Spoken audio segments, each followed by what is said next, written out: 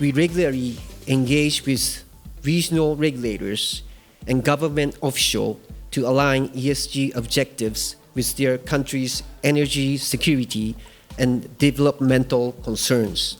I thought it was great. I mean, the attendance was great. I think the speakers all provided very, very good insights. And in speaking with some of our clients, I think they also felt that the event was very full of content.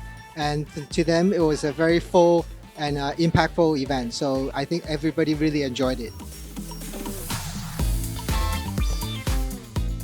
Different kinds of risk is something which the governments are much better at taking. For the private sector side, we take other risks. And I think going forward, you'd see much more development and the build-up of this type of financing going forward. This was an excellent event. It went well. I think we had a good turnout. Location was fine, and the discussions were interesting and insightful. I'm so glad that everybody came and had a good takeaway from this event.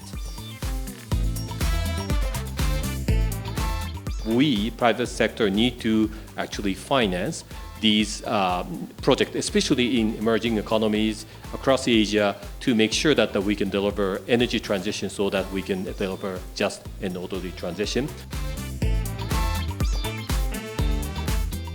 In transition finance, over the last few years, different jurisdictions obviously also developing their own roadmaps and how they achieve such carbon neutral targets in the coming years. As we think in infrastructure, where do we want to allocate capital is assets, projects, companies that are aligned to long-term structural trends. And decarbonisation is probably the biggest trend right now.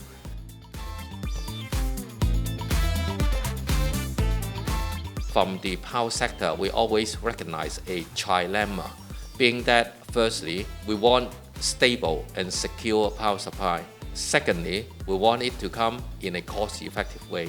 And then thirdly, with environmental benefit. So we liked the panel discussion towards the end very much. We really liked the energy going around and the interaction, especially listening to what Henderson Land has to say when we look back at what Hong Kong is doing as well. So it's a really good conversation going on. And also want to highlight that the panel discussion was very comprehensive and includes investor angle as a client's angle, such as Henderson Land, and also from the power supply company. So it echoes a lot and reminds us what we can all do in different role in the business journey as well. Thank you. Whether the financial reporting side is sufficient or not, at the moment, I think we have been given some timeline to work on. And I think the other tricky part will be on Scope 3 emission that I mentioned earlier. It is encouraging to see a consensus on the urgency for further action and commitment amongst all parties to work together on addressing Asia's climate challenge. Yeah, today it's a great event. Myself, I come from the corporate side, so I'm not only hear a lot of the insights from the other corporate, the new developments for green finance and ESG financing, but also we learn a lot from the regulation parts, the new developments for regulations, movements, the momentum and the future trend. I think it's very helpful.